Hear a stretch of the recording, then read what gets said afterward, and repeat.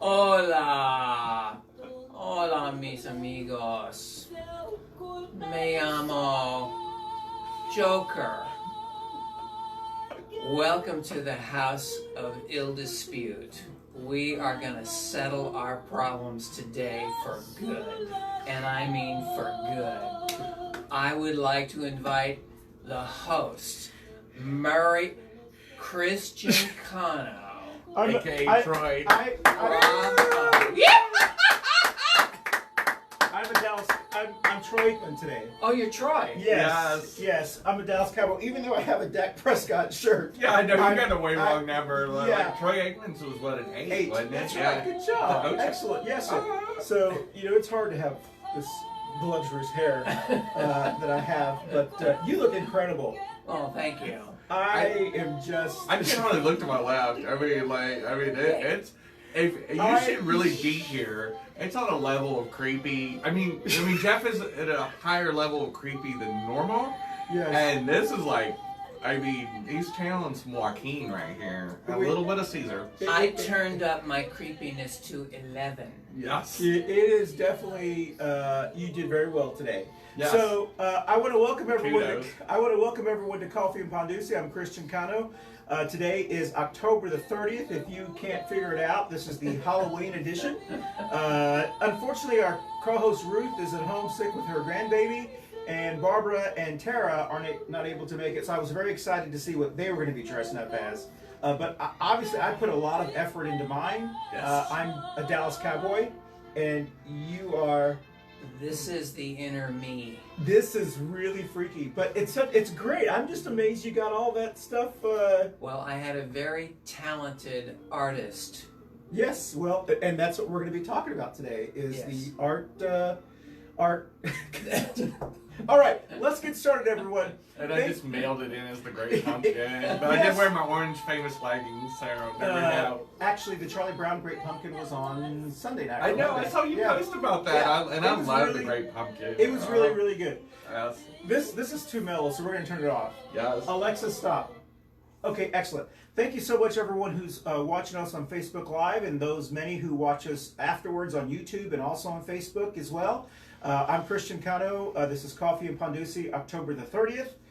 We are going to be talking about the arts tax funding, our sales and usage tax once again, and maybe also Medic if we have a chance, and then just what we do traditionally for Halloween. So thank you very much. Let's go ahead and go around so I can show. We have a small group here. But mighty. Yes, we'll start from our right because you're always right, and then we'll go directly to you. on my creepy left. I wish you were, yes, go ahead, please. Hi, I'm Jenny Guy. I'm an activist with the National Organization of Women, Charlotte, and also Charlotte Pride, Charlotte Trans Pride, and the Real Out Film Festival. And I'm not wearing any buttons today because of my costume, yes, right. But normally I wear the Tira Long button, County Commissioner at Large candidate, and an activist in the community as well, and then I always wear my National Organization board member pin as well, so thank you. My name is Arthur Fletcher, and I'm a psychotic gun-toting loner, and my button would normally be stop torture now, but I actually want to start torture now. Yes, that is. I'm just so impressed with how well you did today. He's not breaking character. He's not breaking character. He's not. It's gonna be a long I'm hour. really impressed. It's going to be very tough on these two. Yeah, the Great so Pumpkin's a little you scary. better throw them some softballs, because otherwise they're just going to get chewed up. Yes. And spit out. So, not in a good way. we're going to talk about the Mecklenburg Arts funding tax that we talked about last week with our special guest that was on, Matthew Ridenhour. And the reason that I have these no against sales taxes is because they were delivered to my house. We asked for them.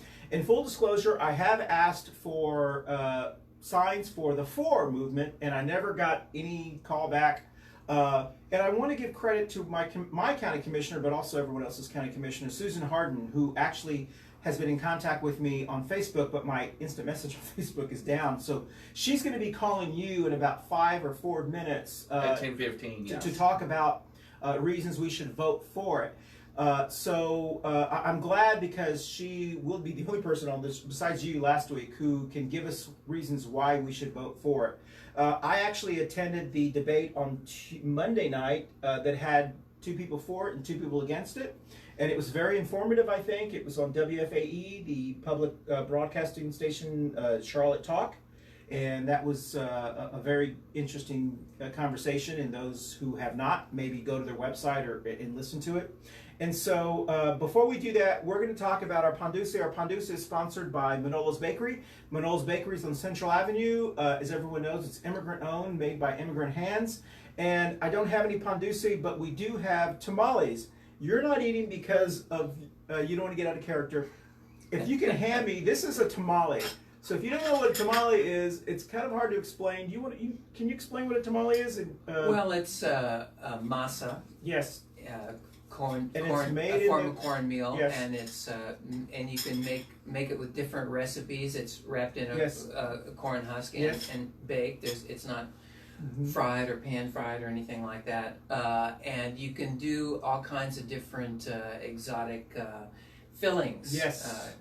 One of my favorite places in San Francisco by the Ferry Building was the Donna's Tamales, which was always there at the farmers market, and they put a lot of very interesting ingredients, including vegetables and legumes and things like that. So I'm a tamale snob. Yes, yeah, it sounds like it.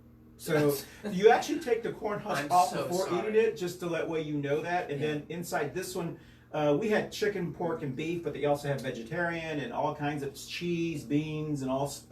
These are from Manolo's Bakery, and I'll be eating this after the show, or maybe even during the show. I'm going to throw this back. Thank you. I'm back there. And so we're waiting for Susan Harden's call, but we want to once again talk about the sales tax. It's going to be a very, very close election. Do you think there's going to be a big turnout? Understanding is there's only been about 10,000 people that have voted. If that. If that. I mean, traditionally, Sure. It's an off-year Yes. election, and there's no national races to be settled. There's not a competitive mayor's race. I mean, a lot of places all over America, unfortunately, we give up our ability to participate in local politics for some reason. So it's usually maybe 10% of the people vote, 8%. Oh, Right. There we go. But I think more importantly, it's Hi, kind of, Susan. Hi, Jenny. Good morning. Good Hi, morning. Good morning. So will people be able to hear? If you put it close to your microphone, and I think they will be able to. Excellent. So we have on the phone Commissioner Susan Harden, who is my commissioner here in the South Charlotte area. Mine too. At yours as well. And I'm so glad that she was able to call in because we really need to hear, since we're coming down to the wire. Early voting stops, I believe, on Friday, but the election is on Tuesday. And this is almost, I would say, outside of Gina and Tariq's election, this is probably the most important issue on the ballot. So, Commissioner Harden, thank you for joining us. Sure, of course. And if you can tell us, I know you've got a class, you actually are doing your job. I do. For those who don't know in your audience, I'm a professor of education at UNC Charlotte, and on this rainy day, I am actually taking my education students down to the Levine Museum of the New South to teach them about the history of education in our community. So, well, how appropriate. Anyway, yeah. So Excellent. It is. It's appropriate because, I think, if a lot of people want to know why I support it, it's certainly who I am and what I believe in. And so, I don't think anybody who knows me would be surprised that I really believe in the cultural sector and the education sector and the environmental sector of parks. So. Well, thank you so much. We have right now on our show, the majority of us have been leaning towards voting against this proposition for several reasons. One of the concerns that I have and that I have heard from other people is the collateral that we have been receiving. And I know you have no control over that. You're supporting it, but you're not actually running the actual campaign. But the collateral that I have been receiving seems to be targeting just people who are concerned about the parks and education, and there has been very little talk about the arts, but yet the majority of this is going to the arts. So do you want to speak to that, or have you heard that concern also?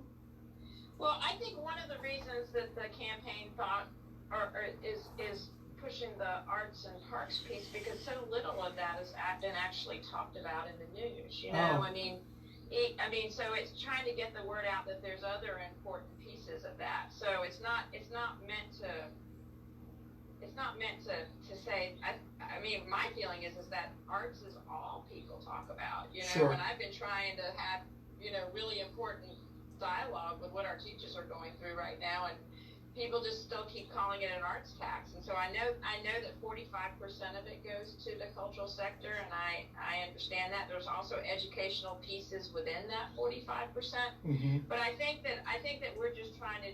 I think maybe what you see is people just jumping up and down, going, "Hey, it's just not money for the ballet," you know. Sure. So I think what you're seeing is that. So. Excellent. And I think Jeff Scott, who is here with us, who is a cultural nerd, I would, if I don't mind me calling him that, he is always at the arts and theater. And if you watch this later, you can see how involved he was with his costume today. It is incredible. So, Jeff, do you have a question? You have a question for Commissioner Hardin? Well, yeah.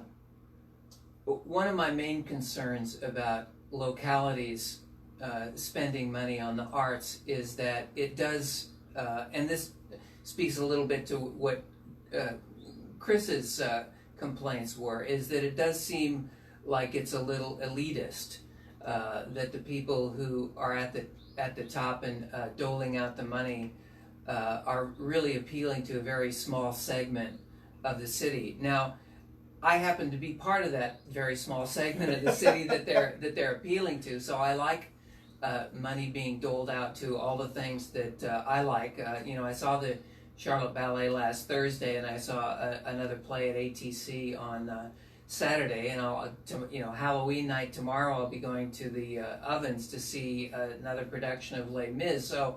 So I'm out there, I'm putting my money out there, but I don't really expect the city to be making good decisions about what sort of art the city should be involved in and what customers really want.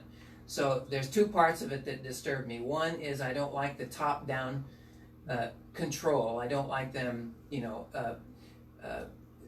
favoring their friends and favoring these elites. I prefer a more, let's call it a more robust market in arts. And I don't like the fact that money's being taken from people who don't participate in the arts. They'd really rather, go to a tailgating party before a football game. So, Commissioner Hardin, I'm so sorry, that was a long question. Yeah. Do you have any, you'd like to comment on that question? Well, sure. So I really believe in public funding of the arts, and I believe that one of the reasons why, I think we invest in lots of things as a government.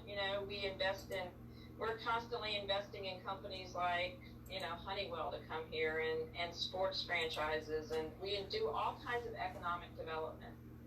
And first off, I really believe that the way you bring arts to everybody is by making it public.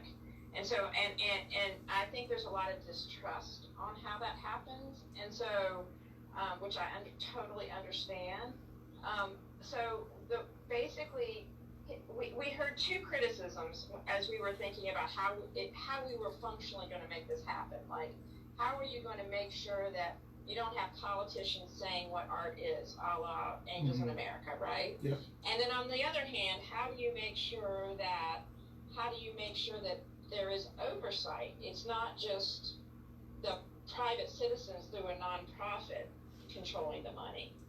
And so what we decided to do in the governance process is to create an advisory board. Basically the Arts and Sciences Council, as you know it now, will no longer be, and it will no longer be that going forward. Okay. It will be the fundraising pieces and the programming pieces that they do. Basically, it will be a shell that has an oversight board of citizens and elected officials.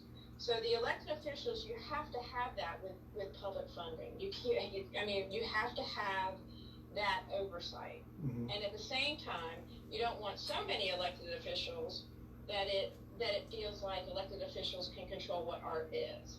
And so, so basically we have an equal number of elected officials and citizens, and the board will also have spaces comprised of artists. Okay. And that governing board will be, that citizen governing board will say who gets the grants and what organizations get the grants. And you should know that we've made 7 categories that have to get funded. Okay. So the first category is arts and education. So that's where we want to return field trips to schools. Kids don't get a chance to go to arts organizations anymore unless they're paid for either by their parents or by the Title I money that schools have. The second category is neighborhoods. We want to push art out into neighborhoods. So your neighborhood grant, or where you guys live in my district, could be having a cookout, and you could apply for a neighborhood grant to bring an arts organization or cultural organization or historical organization into your neighborhood to do a program. The third category and the fourth category have never been funded before, and that is independent artists and emerging artists. So these are people that we want to be able to stay in our community that work in, that are independent or emerging artists. So there would be grants for that category. And then there'll be grants for categories which there are now, which is small organizations, medium organizations, and large organizations. So, Scott, to answer your question, in terms of, for me, as I said, I think the cultural sector is worthy of public support. I really believe in it, and we support all kinds of other economically support all kinds of other organizations. I believe when you say that why should people pay? I think I get that. I think for me, as I said, I'm comfortable. It's such a, I know this sounds, it's not meant to sound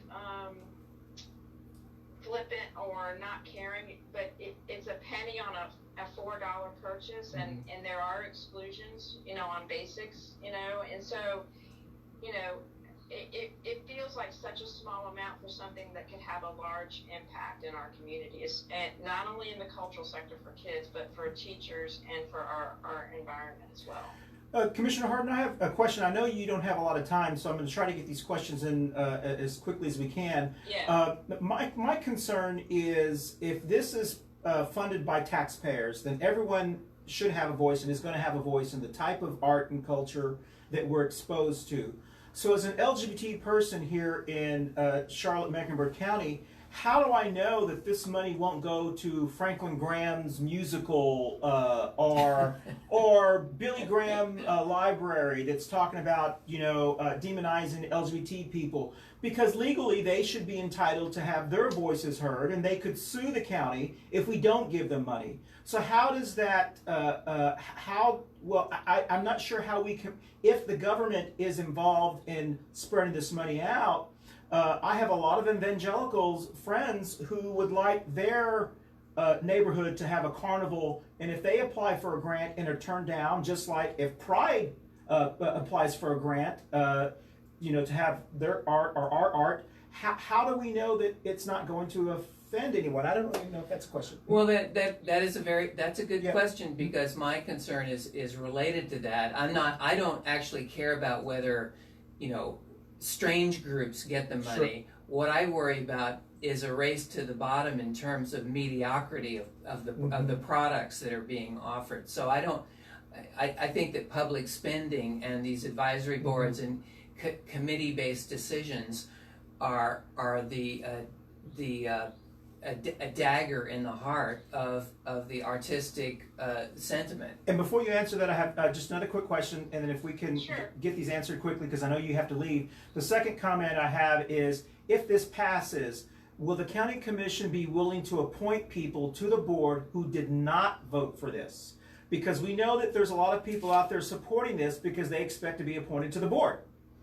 So I think it would be nice if the county commission will say, we want to represent everyone on this board, even those who are actively voting against this.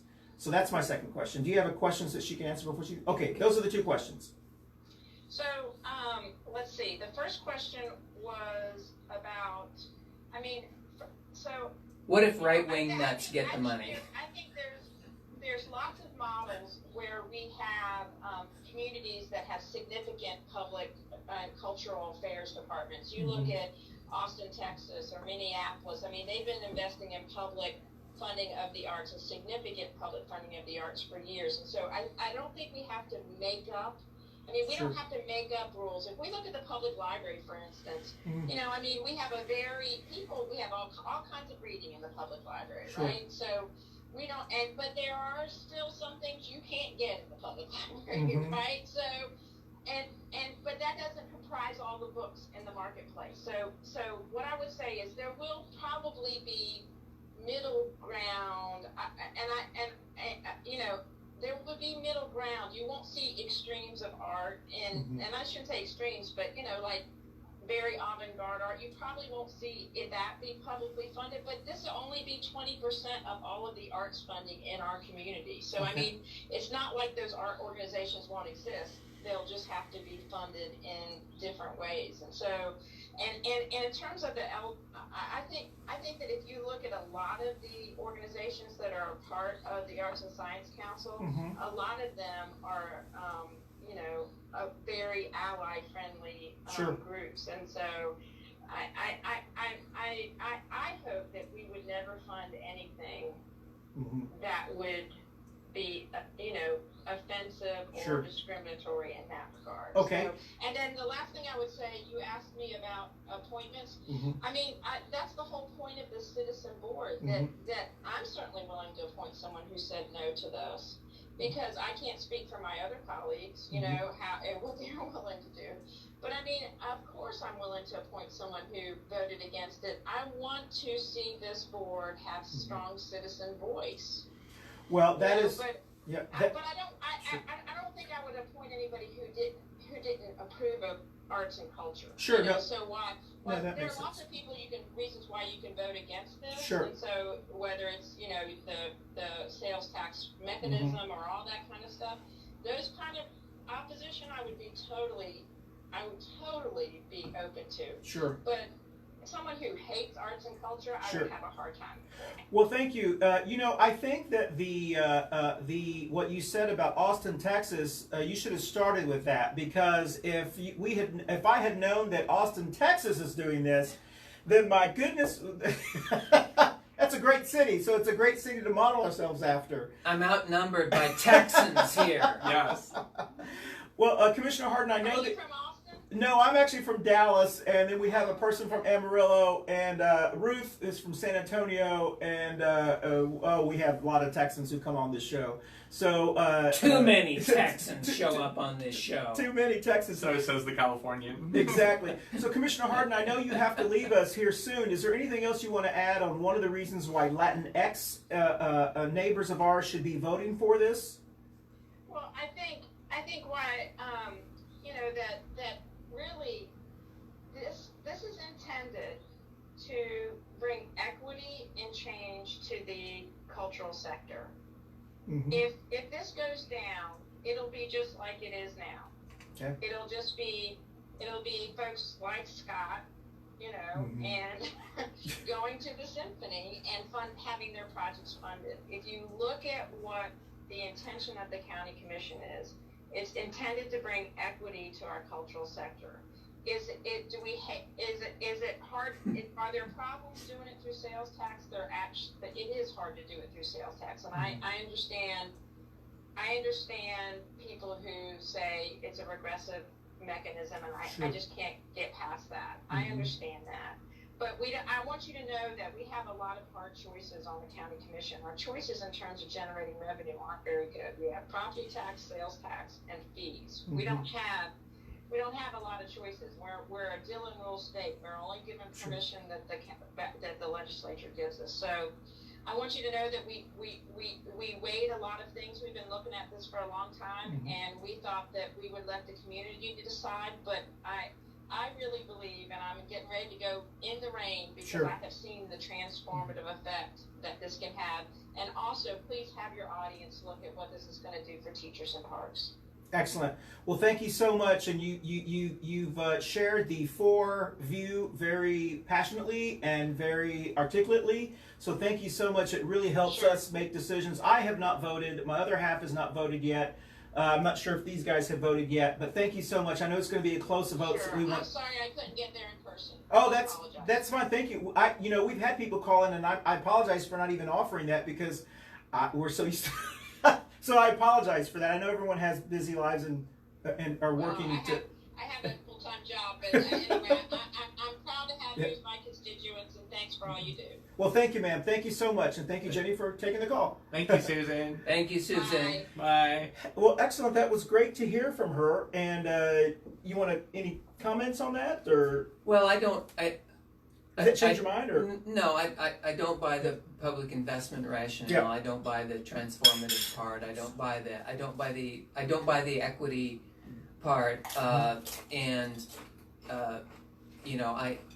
Having said all that, I know that they're all well intentioned. I know that they all want there to be lots of art out there, and lots of support for the artists, and lots of support for the educators who do the arts, and that has been literally my family life for the last 20 years. So I'm all for that, but I'm not for paying for it through that mechanism. Now I wish there were we could do more creative plans. I wish the state could kind of loosen its reins so that there could be more targeted funding. I mean, that's one possibility. I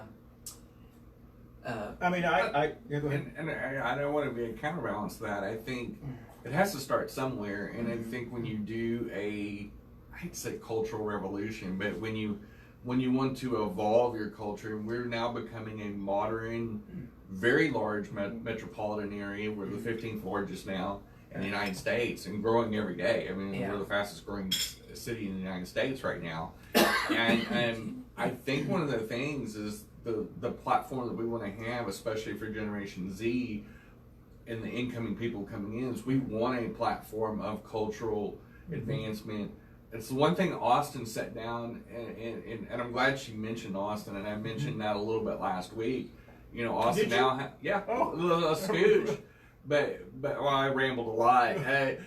But you talk about South by Southwest and all that evolution that they've done, and it started with the Austin city limits, and there's so many cool things that Austin's done. But it started with the government, the county government of Travis County, and the city of Austin started pushing funding in conjunction with the University of Texas, which is a liberal arts university, and they really pushed to create a cultural groundswell.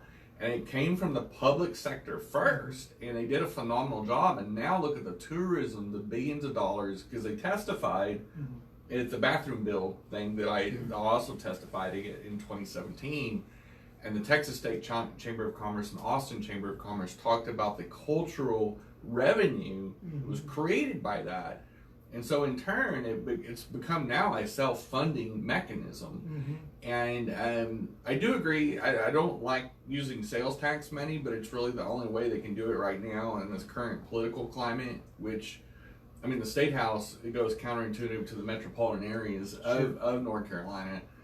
But I do agree with this for the same reason Susan did. You know, the educational opportunities, the generational change, the opportunity to create a platform and reaching out to the youngest and most affected of us, because if there's not a public voice for it, including funding, you have to have funding to be able to make it a public voice. Otherwise, if it's donation generated, more often than not, it's going to go to more of the higher end entertainment. So I think the question is, and I want to thank everyone who's joining us and those who are going to be joining us later on. This is Ruth's job, normally, who is sitting right here.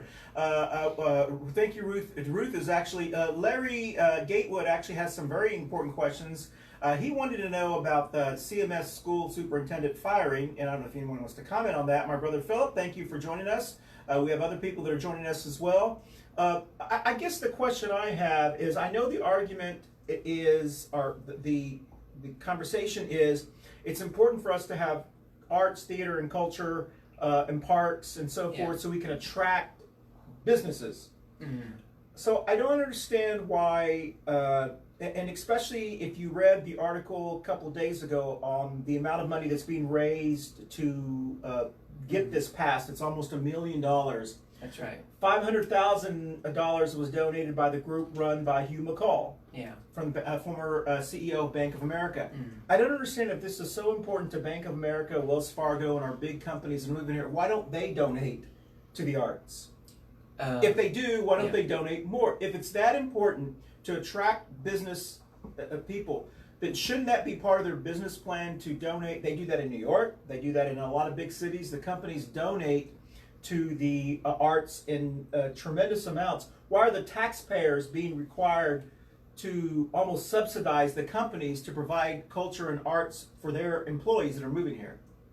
My answer is I don't know the answer. I don't know the I don't. I mean, I like them to be. I don't know the motives Yeah. of people who fund some of these things. And if it were simply just we want to create an kind of an artsy environment because that helps the city to grow and that grows our tax base and helps our developers and helps our business, then that's kind of okay. We're just doing what everybody else does, which is trying to seed Sure. the ground for prosperity and bring people in, because that's what we do. We're the McCall. I'm a city father. I'm gonna do this stuff, and we're gonna have all this prosperity. We're gonna have all this great art. So, and I don't know how old he is at this point, but he's just trying to he wants another building with his name on it. Whatever it is, right? Yeah. So.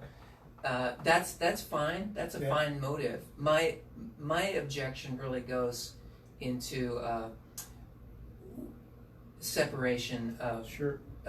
state and speech and state and expression, and I don't like. Susan sounds like a reasonable person, right? And the ASC, I've met many of them over the years. They're all reasonable people. They're working in a committee. We got to give some money to Franklin Graham or whoever else it is. We might have to, they got to make decisions about who to give money to. I don't really like that. Yeah. I don't really like committee-based art. And when I said I was part of the elite, I also meant that I'm not just going to a Blumenthal show, and I'm not. I typically don't go to the symphony very much, but.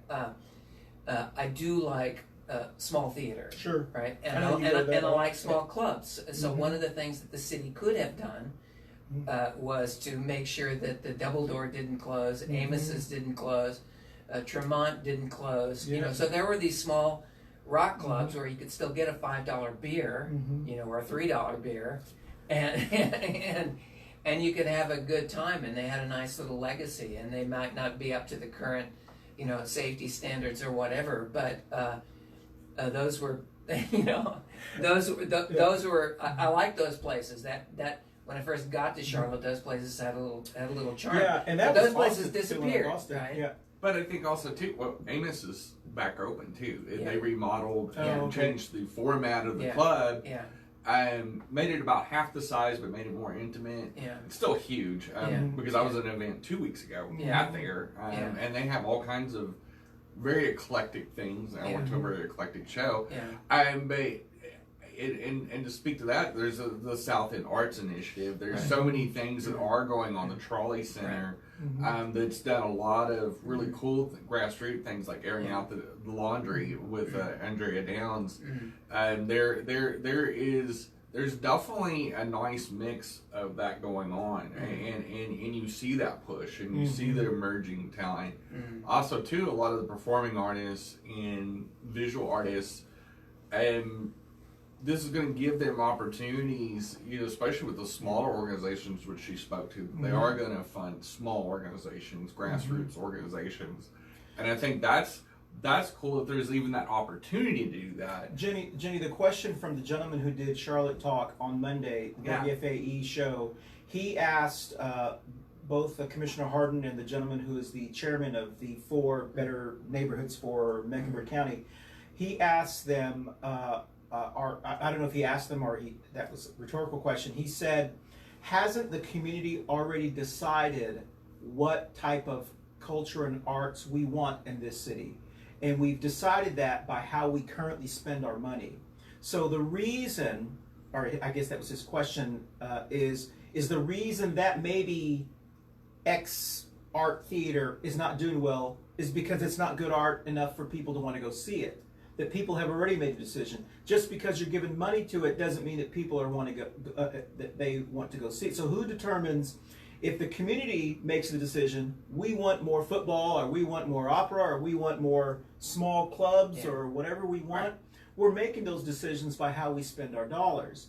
And haven't we already made those decisions? Well, I think when you're talking about education, though, you're talking about a long and nurturing development of talent, and but that's a very small talent. But that's a very small part of of what is being spent here. But even the smaller organizations, let's say it's a small organization that is a nonprofit promoting musical art or performing art, for example, maybe in the Latinx community, for example. Yeah. Let's use that as an example. Well, that's a great funding device to create more cultural opportunities for that, and that's a long-term play. That's not going to always materialize in economic growth per se, but over a long haul, just like San Antonio with the Battle of Flowers parade that's over 150 years old. When they started it over a century ago, they never intended it to turning into 9 days and 180 different festivals and parties and all that. But it has to start somewhere, and to say, well, the community's already decided, yes and no. I mean, you if you were going to say that about the school system itself, well, everybody that graduated from Mecklenburg schools didn't go on to be CEOs of the deal. Well, that's shit in a shoebox, in essence, because when you say that it has to have a 100% success rate or a high success rate or nothing at all, nothing ventured, nothing gained, which is the ultimate deal of capitalism. When you go and fund a business, how many startups fail? How many, but you don't stop as a hedge fund or as an investment fund or as a venture capitalist deal. You don't hit a home run every single time. Sometimes you strike out. That's true. So experimentation is important. I don't disagree with you, especially your last statement about experimentation in the arts. So what they're trying to do is they're trying to nudge consumers with tax dollars, and they're also trying to nudge producers. And they're trying to do, they're trying to augment school spending. The first thing out of her mouth was, we're got to get kids back on field trips to go to, Levine or the Beckler or the Mint or whatever. So that helps the people that endow those large places. So I guess the point is that I'm in agreement with the WFAE person, whoever that was, who said, people are spending, and they're spending in a certain pattern, but Susan's counter presumably would be, but we want to nudge it in a certain direction. But then that's where I would start breaking ranks, because I would say, well, is it really going to be this committee that's going to, are we really, taxpayers going to, I mean, if it was dedicated to, we definitely need kids in high school to go on more field trips. Yeah. If the money was just going to that. Money would just go on that, I would say, well, okay. But why can't the people who endow the Beckler, pony up money for that? Well, to me, my counter to that, though, is the argument that almost makes it sound like it's mutually exclusive, that it has to be one or the other. Why can't it be both? And the whole point of using public money for that is to stimulate, whether it stimulate economic growth, whether it stimulate imagination.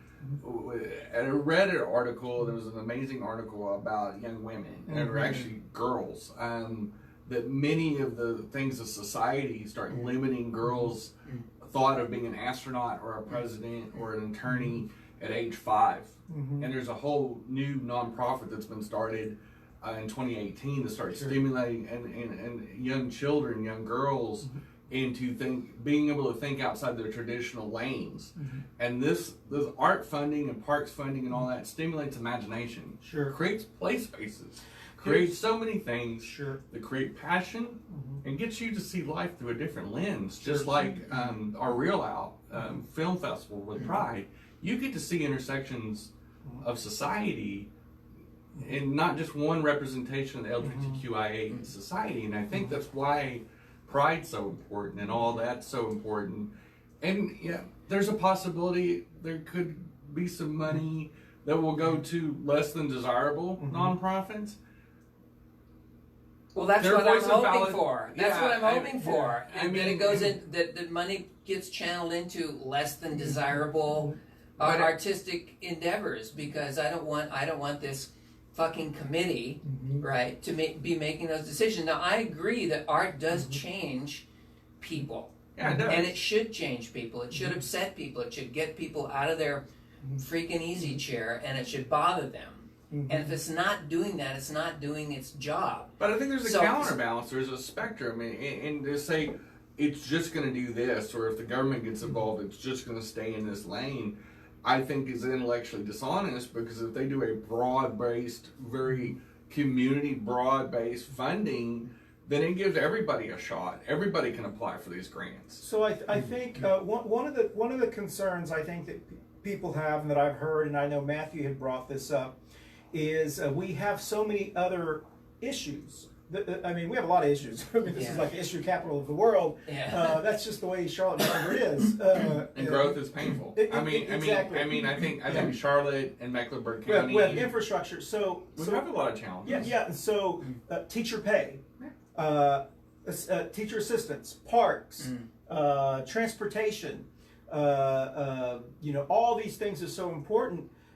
Wouldn't it be better to do either A, the county commission just increase that budget in their current budget now, and that's where the money goes, or B, specifically if it's for arts, just have it go to arts. If this is for teacher pay, just go to teacher pay. If this is for parks, just go to parks. So that way people can determine where they want their money to go. So if this was just for art, then people can say, okay, well, the money is going to art. I know the money is going to art. Or if this is for parks, like I would want all the money to go to parks. Right. So wasn't Matt basically making this kind of point last week? Because he was saying, well, if you wanted money for this, you put it on the priority list, and we'll look at it. Bring us a plan. Bring us a prototype. Bring us a success model. Bring us a seed capital idea.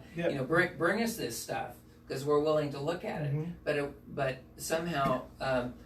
They didn't do that. So I guess the question is, what are they trying to bypass by going concern. Directly to them? And I'm just going to say this real quickly. And that was my concern with the collateral that we're getting. Right. We've been talking about arts, parks, and education, and the collateral we're getting is really focused. I know it's focused on the first one I received. Talked about how it's going to parks. That was the first one. The second one we received talked about how it's going to higher teacher pay. None of it's going to teacher pay. It's going to assistants. $50,000 a school, which is either two assistant school assistants in the classroom that are making poverty level, or one who's making a decent salary, $50,000. So, but none of it's actually going to teacher pay. But that's the impression they're giving to it. And then there's the other one that says it will keep kids off the streets, which I thought was kind of government should not be telling parents how to keep their kids. And who are we to tell parents, your ratty kids need to be off the street? And then the last one is, this is how we can transform our county. And the people that they have supporting it is Mirval Lyles, Harvey Grant, Harvey Gant, Commissioner Leake. They're almost all elected officials, which makes it look like it's political. Why don't they have artists or other people on here instead of making it look so political? Well, I can tell you that at the ballet on Thursday, Doug Singleton did a big pitch for this before Leonce and Lino, the German ballet, and he was he stayed on point for quite a while. And the same way at ATC on Saturday for the last showing of the Wolves. You know, they use the same language. They talk about it being transformative. I mean, Chip Decker, the managing director, was out there again on point, being very enthusiastic about this. So they got their ambassadors out there, and their ambassadors are working at the retail point of sale and saying, you know, we need this. And you know, the word transformative does come up, but I don't see it. I don't see that transformative part of it. Again, I'm there. I would like to bring other people there. I think other people should drop, you know, their $25, $30, whatever it is, to go see these shows. The sales tax not going to affect me because I'm already spending 10 times that. You know, so it just bothers me. Quickly, Jenny, you want to say something? Yeah, I mean, a couple things. One is that giving kids viable alternatives to what they're doing now, including disconnecting from phones and electronics, but and being able to do that. But Jenny, do you think? And I know. Well, I mean, I would love to be able to answer. That's a goal. But I'm saying is these ideas that this is going to change the murder rate. This is going to change poverty. This is. That sounds kind of hokey pokey. I don't think this sales tax, 2 years from today, if it doesn't fix anything, will you be willing to say, let's take it away? Yeah, absolutely. Okay. I mean, if a program fails, and I've been in business a long time, and I think if something, I mean, and this is my one problem with y'all's argument is that you're making it sound like a business decision. And it's not solely a business decision. You don't have to have an ROI on education. You can't monetize this. Right. It's a subsidy, a nudge. It's a cultural change. It's making a decided deal. Like, what does our community want to look like?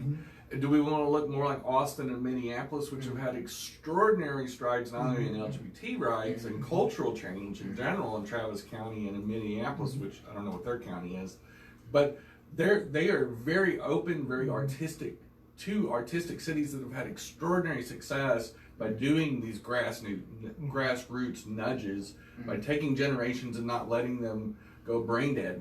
And I think with our society being so broad and so culturally diverse and so with so many new people coming in, that if we foster it now, this is not going to be a 2-year play, a 4-year play. This is going to be generations from now. We can look back and say, we created an environment just like Austin did in the 80s and 90s that's now paying huge benefits economically, like in the tune of billions of dollars in local economy. The South by Southwest stimulates not just the artistic community, but the hotels, the businesses, 6th Street, so many things, which also gives a venue for the local performing artists and the visual artists, because if they have galleries or scenic galleries, these people coming in for South by Southwest now can buy that local talent, can now say, oh wow, that is so cool and so weird, I'm going to do that, so that your fringe of your performing art, I want to finish.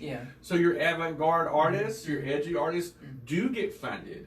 It does get more market driven, but if nobody comes here, if nobody sees Charlotte as a value, and Charlotte's, for lack of a better term, boring as F. Okay, it's very vanilla. It's very God's gun and football, and it does need a stimulation like this to kind of create the progressive side of the artistic movement, and it takes money, and it takes a decided effort by concerned citizens and elected officials. And I don't have a problem with elected officials being on there and standing up for it. At least they're standing for something.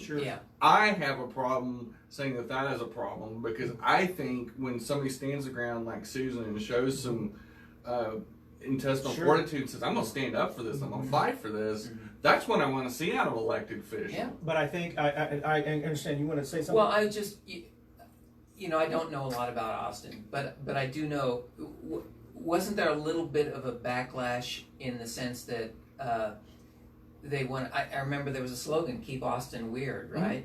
And they were a little bit concerned about, the artistic complex or the big spending artistic complex, whatever you want to call it, that money was kind of drowning out the sort of the groundswell of weird, odd street artists and stuff like that. The kind I lived with in San Francisco for many years. It actually didn't. What they were talking about was all the tech companies coming in from California. Oh, okay. And it was becoming a very corporate city. Sure. And truth be known, most of those corporations, like the Silicon Valley type businesses, actually live in outlying areas like Round Rock, Williamson County, that sort of thing. Yeah, there was a similar backlash in San Francisco. There was that mix of cultures of corporate America and the artistic community. Yeah. That was more to do with that rather than the funding. No, the diversity of arts in Austin is unreal. It's a very Portland, San Francisco kind of feel. I would agree with you. I think the challenge that we have between us and Austin, even though I would love for our city to be more like Austin, my gosh, yeah. The challenge we have is that the core and the beginnings of Austin has always been a diverse city. It's had influence from the Hispanic community, the Scottish, German, African American community. It's always been a wonderful mixture of wonderful. Charlotte is not that way. Charlotte is either white or black. And it's going to take a long time for old Charlotte to get like Austin. So if we have those individuals on this board, nothing's going to change. We're still going to, but if we can get more diversity on there, then so that's the only way I think this can work is we have to have ensured that we will have Indian Americans, Native Americans, LGBT people of color, not the rich white guys on there, transgender people of color, all different types of Republicans, not just the people who are friends with. Yeah. And that's my fear. There are very few boards in Charlotte that are that way. Everyone who's appointed to a board is a friend of the elected official because they campaign for them. I agree, and that's not a reason to vote against this, in my opinion. Sure. I mean, as activists, that's where we hold them accountable. We take a snapshot of the meetings. We go to the meetings. We go, this is not representation, and you scream and you yell to get the change, and you force the change, just like the medic thing, where grassroots people and people running for office are saying, this isn't right, and they stood up for the poorest of the people that live in Mecklenburg County that are paying $1,200 to $1,500 for an ambulance ride, or they're not calling them, they're calling Uber and dying on the way there. But the biggest thing to me is Austin wasn't that way in the mid '80s. It was very, very white and black. That's right. The cultural diversity, it's kind of a yin and yang. A lot of the tech companies started coming in from California and New York, the coast, where you saw more diversity, where you saw more culture, and came to Central Texas and changed Texas to the point where other Texans say, Texas is the easternmost city in California. It became more of a California model. In fact, they make fun of it. The rest of Texas does. Because it became so diverse and weird, and so different, and that's what Charlotte's turning into. So I disagree with your point, so much to the point that you see people from Great Britain that moved here. That you see, we're 17% Latinx. Yes. So we've got the Cuban American population here. We have Central America, South America, Turkish festival. We have a very multi-ethnic city that is coming from these other states as well. Listen, we're running out of time, and I know we started a little late, but what you mentioned reminded me, we need to remind people that medic is still an issue. The medic group that we're a part of, they're going to the County Commission Board of County Commission meeting on November the 6th, which is a week from today. So if you have a chance, go to the board meeting, or if you have not signed up to speak, we're trying to bring attention to the proposed wage garnishment for those individuals. We only have about 5 minutes left. I know we started a little late, but everyone's made really good points, and I think this is a win-win situation. If this passes, I agree with Commissioner Harden. For people of color, it can't be any worse than it is now, because we're excluded from everything. Really. So if this passes, we're where we are. Right. I mean, if it doesn't pass where we are, if it passes, we have an opportunity to at least force our voice to the table. If it doesn't pass, then what I hope that happens is the people that push this, that they get more people engaged in it, maybe have more community meetings. I didn't know there was community meetings that were talking about this. I know that it was mentioned there were 3 community meetings. I thought those were more community debates. I didn't know they were actually meetings to decide whether they were going to do this or not. But I would like that. But I also hope that it highlights the civic responsibility of corporate Charlotte, that they need to give back to the city. They need to give back to the arts because they benefit from us. And I just have I just have a concern with elected officials who put their face on an issue like this when they run on other issues. So they run on affordable housing, infrastructure, that these are the most important things, but yet now they're saying this is the most important thing. So that's where I get confused. But I think that, again, that's a argument that says that it's mutually exclusive, and I think they all are part of the conversation. I mean, Well, they should talk about it. But they did. I mean, you know, they're putting their name out there. When you put your name out there, as you know, because y'all both have run for office, when you take a stand on something, that doesn't mean that that's the only thing you're going to take a stand on either. I mean, this is still a very, very small part of what we spend in this county. The Mecklenburg County budget's $1.9 billion, which is 100 or 1,000 times more than what this is actually going to generate. But I think that's why people who are against this tax rate, what they're saying is it is such a small part, just include it in the budget. Yeah, and my counter to that is the budget's already tight. Yeah. You know, and the only surplus we have out of that $1.9 billion is $700,000. So it's a they're right at max capacity, and I think that this is a great supplement to do the things that we currently don't have the budget for, and it also highlights it. Forces accountability because this money is being earmarked specifically for, she threw out numbers of 45% going to the arts, for example. It's earmarking it, it's forcing accountability. You have a mixed public official and citizen advisory board that's going to go to it. So we hold their feet to the fire, including the citizens. And when they screw up, but also when they have the successes too, and they're going to have both. They're going to screw up. It's human nature. I mean, we probably screwed up public funding for the stadiums and arenas here too.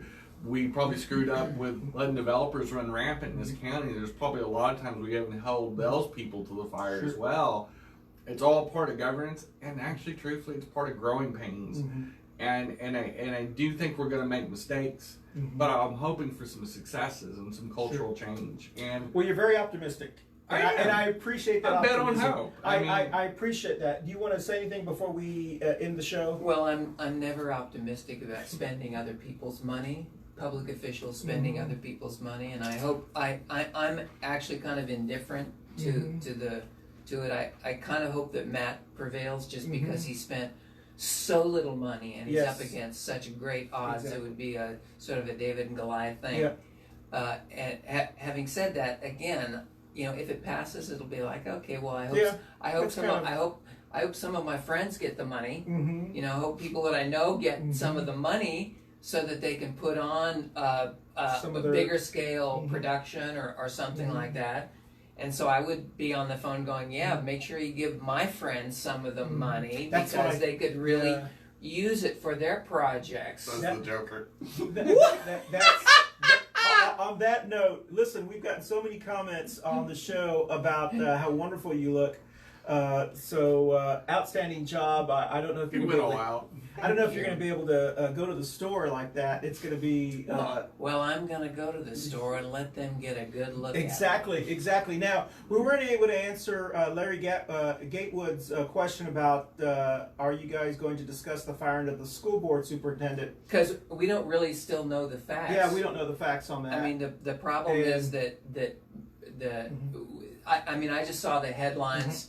You know, typical stuff. You know, Yeah. Is there some kind of sex or racism Yeah. scandal going on here? Well, you they've know, had a revolving door, from what I understand. Yeah, They've they've had had what, five five in in the like last- 8 years yeah. or something like that. It's been Yeah. really. I mean, is it that much of a pressure cooker job, or are they just hiring the wrong people? I mean, I don't Yeah. know. I don't know. Yeah. I honestly can't speak to it, I other than I don't- know that they've had extraordinary change in that job. big job. My understanding is, and I know you've had Yeah. children in the CMS schools, yeah. but my understanding is that there isn't a lot of confidence in the school boards that have been elected, that they don't always operate in full transparency, and that there's pet projects that their friends get for schools and Yeah. so forth. But that, quite honestly, and I mentioned that on the post that I made last night, that's my concern about Charlotte Mecklenburg government. Charlotte Mecklenburg government is pretty shady. This city is a cesspool of corruption. And, I'm gonna clean it up. and it has a history of that, and it is always a concern when elected officials are handling the money and where grants go to and so forth, and that's a concern, I think, with people. So I'm about to lose Yes, it. that's right. I love it. I mean, all right, on that note, that is our going away. So that is my. is that That's life. I haven't seen the movie. That's what all Is this the people is this say. music from the movie? Yeah, Okay. yeah. Once you see the movie, you'll understand why he's playing the song. Okay, so I want to thank everyone for joining us. We didn't read our constitutional quote of the week. I'm sure it would have been the First Amendment. Probably the second, considering there was so much violence in the Joker. Oh, that's right. So I want to thank everyone. Happy Halloween tomorrow. I think it may Be rain. safe. Be So safe. tell us where you're going to be, and I'll go behind the camera and you tell us where you're going to be. I'm going to be at the Single Barrel Room tomorrow night for our typical weekly fundraiser. It's a format called Drago, and it starts about 8 o'clock, and it's a lot of fun. Be there, be square. I will be doing time at Arkham Asylum because I'm just out for a few days. They let me out. Thank you, Really? Arthur. This On is great. purpose. All right. Everyone say goodbye. Bye. Bye.